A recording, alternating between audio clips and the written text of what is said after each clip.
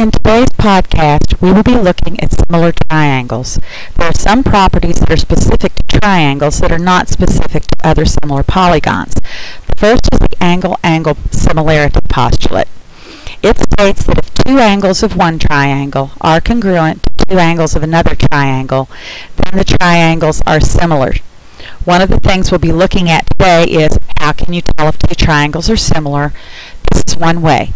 You can look at one pair of angles. You can see the first angle is congruent to the first angle of the second triangle, and the second angle is also congruent.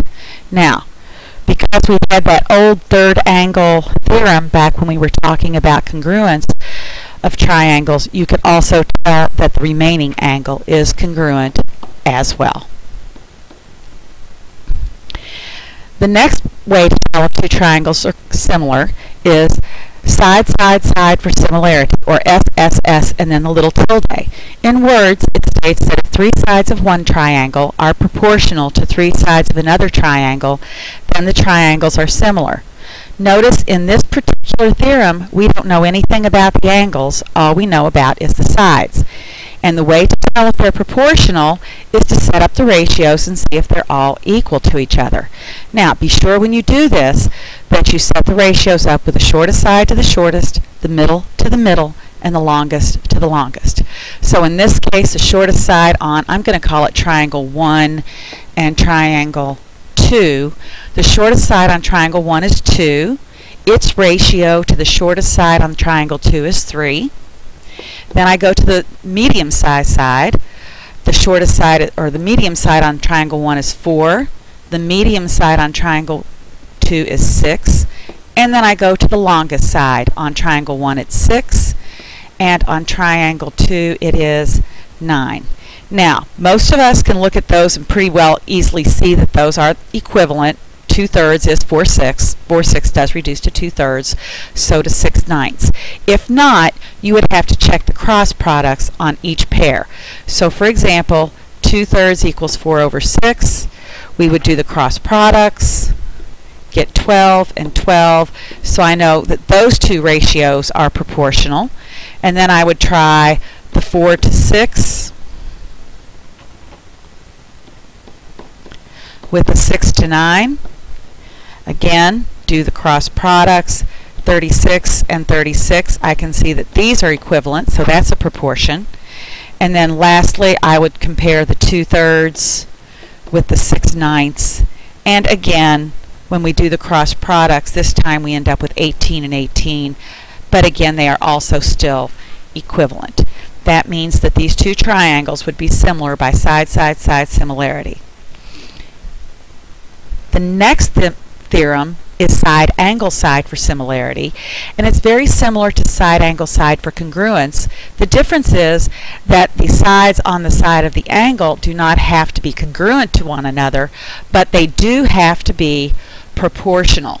So first I can see that I have the angle, so that's good, and the sides have to be the sides that actually make up the angle, so it has to be these two particular sides in this circumstance, and then I have to match up the appropriate sides, the short with the short, the long with the long. So in this case, 4 would match with 7 in the same way that 10, which match with 17.5, I would complete the cross products just to be sure. I have 70 and 70. This means my sides are proportional, and my included angle was congruent. So these two triangles are similar by side angle side similarity. Now we have a problem to try. The first thing to do is to mark all the information that we know. The given information is over here on the left. I had that segment FG was congruent to segment EG. Notice it's already marked. I have that BE equals 15. That's going to be hard to mark on that figure. So I separated the two figures for that part and marked BE to be 15, CF to be 20, AE to be 9, and DF to be 12. Now it was much easier to mark when I separated the figures. However, I do need these overlapping figures to start with, because if you notice that right here in the middle we have this little bitty triangle that's overlapping, and it has two congruent sides on it, which means it's isosceles. From our old theorems, we know that if its triangle is isosceles, its base angles are congruent. So in this small triangle, the angle at vertex F is going to be congruent to the angle at vertex E. Now, if we separate that out to the two big triangles, I have angle F is congruent to angle E. Now, I need to decide if these two triangles are similar. I don't have angle-angle because I don't have two angles in each triangle. I cannot have side-side-side similarity because I don't have all three lengths of all three sides for both triangles. The only thing it could possibly be is side-angle-side similarity, so I have to check the proportionality of the sides. So the short side on figure 1 on triangle AEB is 9. The short side on triangle CDF is 12. So I'm going to set up 9 to 12 equals the other side on triangle ABE is 15, and the other side on triangle CDF is 20. So I now have this ratio, this proportion set up. I check my cross products. I get 180 and 180. That means the sides are proportional, so the two triangles are similar. Now I have to name them appropriately. So I'm going to start with triangle AEB.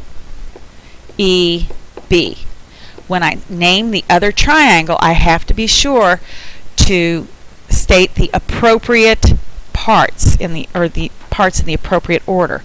Notice that A is where I started. What angle does it match with on the other side? Well, the 9 matched with the 12, so the angle it matches with is D. So it's going to be triangle D. Then I went to E, which I can see already matches with F, so the other angle that needs to be there is C. So my similarity statement would be triangle AEB is similar to triangle DFC. Just as with congruent segments, congruent angles, and congruent triangles, this following theorem also follows for similarity. Similarity of triangles is reflexive, meaning a triangle is similar to itself. It is symmetric. If I have two triangles, it doesn't matter which order I name the triangles in. Or it's transitive. You can kind of cross from one to the third by knowing that the middle one is the same. Notice in here that triangle DEF and triangle DEF are the same. So I can kind of skip across that and say triangle ABC is similar to triangle GHI. Now let's do some practice. On the practice, be sure to pause the podcast for each problem and try it before you listen to the explanation.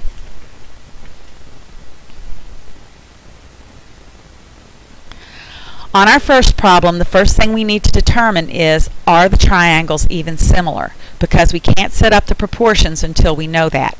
We don't know enough about the sides, but I can tell something about angles on here. Because the lines are parallel, I know that the alternate interior angles, remember the Z shape, are going to be congruent. So I know the angle, these two angles are congruent, and the other pair of alternate interior angles are also congruent. So the first thing I know is that the triangles are similar. Now, I need to know, I'm assuming this is E, A, and D. I also need to know the ratio between the sides. So 2 matches with 5 the same way that x minus 1 is going to match with x plus 5. Now, I just do my cross products. When I multiply the first one, I'm going to have 2 times x plus 5. On the other side, I'm going to have 5 times x minus 1. Solve the equations, distributive property. Isolate the variables on one side.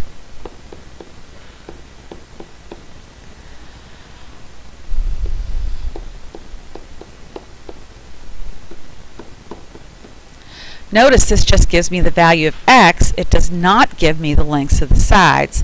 So this side is going to be 5 minus 1, which is 4. And the other side is 5 plus 5, which is 10. So the two lengths of the sides were 4 and 10. Pause your podcast, try the next problem, and then listen to the explanation. This is your typical shadow problem. These are used a lot, particularly in ACTs and SATs. They tell us that the shadow of the Eiffel Tower, so I have the shadow of the actual is 240 feet. The shadow of the model is 1.2 meters.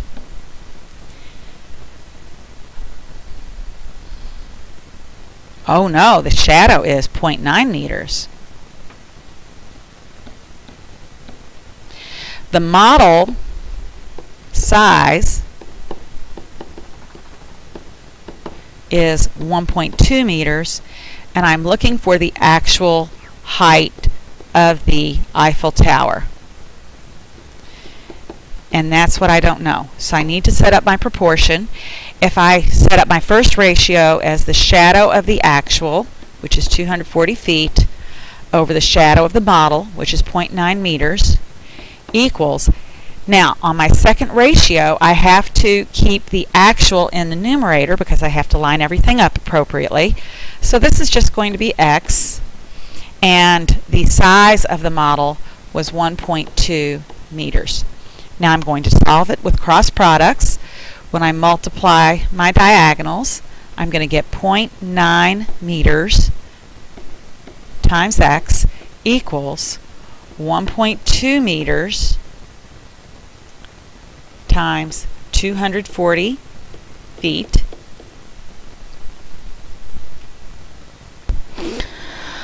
When I multiply 1.2 meters times 240 feet, I get 288 meters/feet.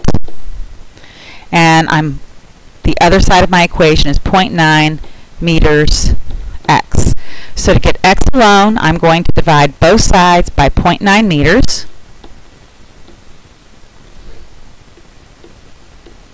Notice my meters will cancel, and 288 divided by 0.9 is 320. So that will be 320 feet is the actual size of the Eiffel Tower. Pause again and go to the next page.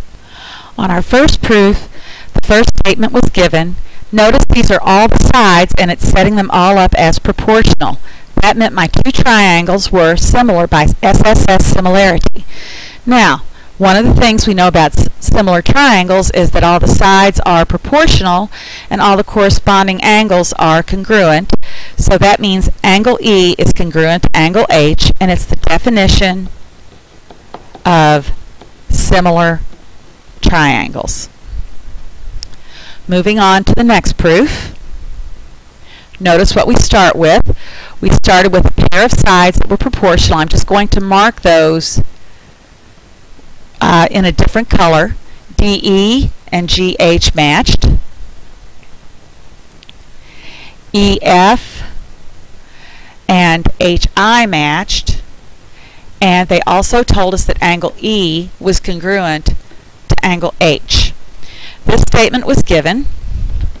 Notice what we have up here. We have one angle, but we have proportional sides surrounding it. So the reason the triangles are similar is SAS for similarity.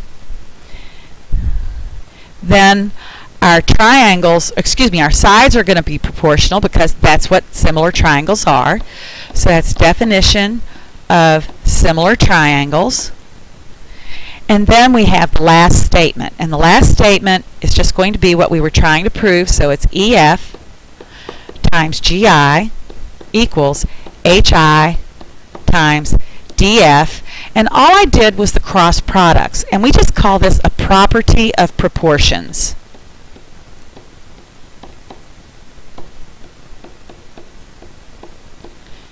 We haven't really talked about that as a reason before.